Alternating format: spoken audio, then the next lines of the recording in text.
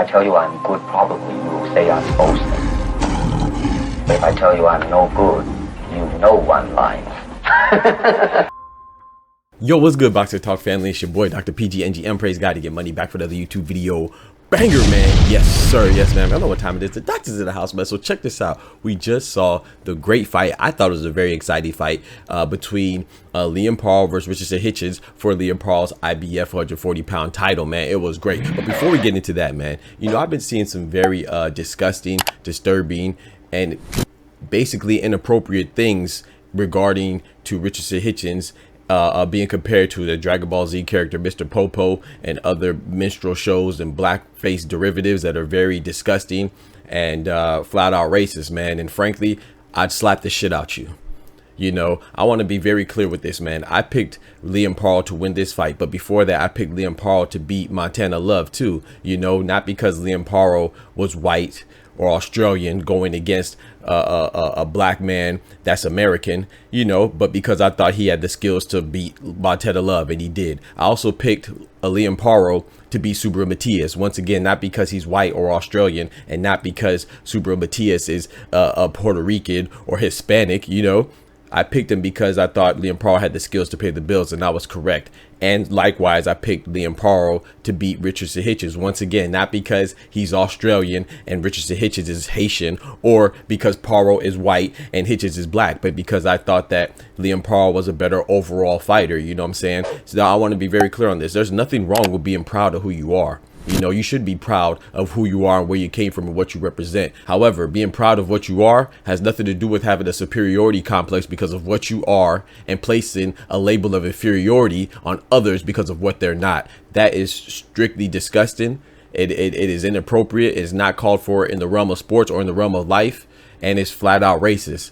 And I think you should EAD and DIE. That's what I think, you know what I'm saying, about that. You know, there's nothing wrong with going for who you want to go for and for whatever reason. But when you come out here labeling people because you like them or don't like them, I think that's very disgusting. Teofimo and others that do that participate in that type of rhetoric or that type of dialogue or that type of conversation, I think you're gross, you know.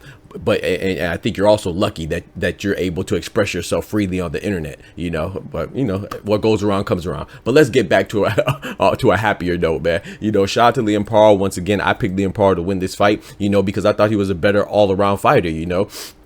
And I was wrong, you know. I was wrong about that, you know. I thought that, well, to be fair, I did say that Richardson Hitchins had a very good chance of winning too. I thought this was a very close fight. I always said it was a 50-50 fight, but I was leaning towards Liam Paro because, you know, he has the momentum on his side. Like I said, beating Montana Love by stoppage and then going in to the hometown of Puerto Rico, you know, in Subriel Matias' backyard, who was labeled as the boogeyman, you know, he went and beat him, you know, convincingly. So I thought that his last two wins were much better than Hitchins' last two wins, including his lackluster, unimpressive performance against Gustavo Lemos. Even though I thought he won, it was a close fight, and I thought it was unnecessarily close. But I said, man, Richardson Hitchins could outpoint him. But, you know, Liam Paro needs to be saluted because I was correct about him being a better overall fighter and all-around fighter and showing us different things, because I never seen him bounce around, you know, like he was doing, you know, the in and out, throwing feints like a Madrimov, you know, bouncing around up and down like smoking Joe Frazier. You know, he was implementing a game plan that I've never seen him execute before in his fights against Brock Jarvis or even Montana Love or Subriel Matias, you know what I'm saying? And even Richardson Hitchins has admitted that was a new style, that he was like, man, you know, that's reflective of Liam Paro, you know, being a very versatile and capable fighter, man. So shout out to Liam Paro. Well, you know, he also didn't have to take this fight, you know. He just wanted to do his mandatory to demonstrate the warrior that he is, man. Y'all not going to trick me out of my love for Liam Paro. I think he could bounce back, and yeah, man, he very much showed that he's capable of being on the world class level. He deserves to be there, man. As far as Richardson Hitchins, man, you know, he just starched him, you know. He stopped Liam Paro from ever getting comfortable, from ever gaining momentum, and ever getting in a groove of things. You know, he stopped him with his jab. He used that well, dictated the range. He did that well. You know, there was a couple times, you know, early on, I'll say like the first 4 rounds were very competitive. I had it 2-2 going into the 5th round, you know, 2 for Paro and 2 for Hitchins, obviously. And I thought after that, man, it just became a watch and a dominant performance by Richardson Hitchins, and I think we need to salute him and celebrate him, man. I'm very happy for the Haitian-born American, or sorry, you know, that he's American, but his parents, you know, his background, his parents are from Haiti. So shout out to him, man. And So I really think he's a beast. I think he's coming into his own. I would like to see him in big fights, you know. And I want to address something else too. I've been seeing a lot of people asking about Subriel Matias and calling for Subriel Matias. Subriel Matias lost to Liam Paro 2 fights ago. He did bounce back, you know, and had a nice little 2-to fight, and he won. And I know who he fought, but I guarantee that you, without referencing BoxRec or any type of records, know who he fought. So my point is that he's not ranked high enough to have a title shot. You know, Subriel Matias, I think he could bounce back. I've always said that. You know, I still think he's a good fighter, but the fact still remains that, you know, he's not in the position to call for a title shot right now. You know, Richardson Hitchins could fight the guy that's ranked number 3 and number 4 in Jack Catterall and Arnold Barbosa, respectively, who are rumored to be fighting each other. You know, they're both ranked above Subriel Matias. But if he doesn't get that, then he should try to get a unification with one of the other champions at 140, including Teofimo, Alberto Puello, or Jose Rayo Valenzuela, you know, the Lightning, you know, or even get a money match, a more lucrative fight against Devin Haney when he returns, or even potentially get the newly signed fighter to Matchroom and George Kambosos, who's another Australian. That'd be a big fight as well, you know. So there's a plethora of fights that should be prioritized if you're Richardson Hitchins over Subriel Matias. You know, we're not going to jump the gun. I think Subriel Matias will get back into title contention, but right now he's just not there. So I think that people are overreaching, saying and making it seem like Richardson Hitchins has some obligation to Subriel Matias. Stop it.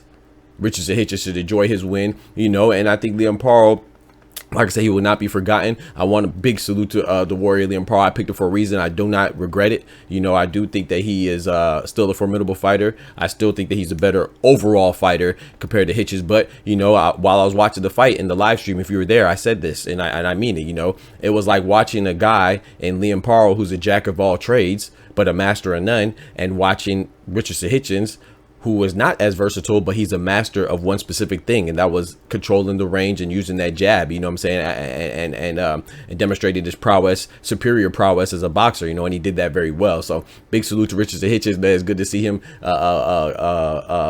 achieve his dreams, and I look forward to seeing Liam Paro bounce back, man. You know what I'm saying, the Aussie brethren, man. And like I said, shame on those that are taking it outside the confines of sport competition. Shame on those that are making it something else that it should never be, and shame on those for using the internet as a place to express himself in a negative, disrespectful fashion, and a lot of times in ways that they wouldn't do in real life. You know what I'm saying, behind their little avatar and a little letter that you can't even see who they are, to be accountable for their misrepresentation of how humans should be. You know what I'm saying? But yeah, don't forget to smack that like button. You know what I'm saying? But most importantly, remember, with God, we can do anything. Without God, we're nothing. The doctor's out. Peace. Oh, also, too, I forgot to say, before I go, let me know who y'all want Richardson Hitchins to fight. You know, I would like him to fight, like I said, any one of the champions of unification, or if not a champion, then Devin Haney. But I would say, if I had to narrow it down to 2, I would say Teo or Devin Haney. I think those are great fights for Richardson Hitchins. I think those are tough fights too, that we should all want to see, man. So yeah, y'all let me know in the comments, man. Doctor's out. From the hood to college, both worlds they had to meet. 6 degrees between us, so cold we're about to freeze. But we're Florida boys, hot takes, we bring the heat. We're moving the culture, the engineers to the streets.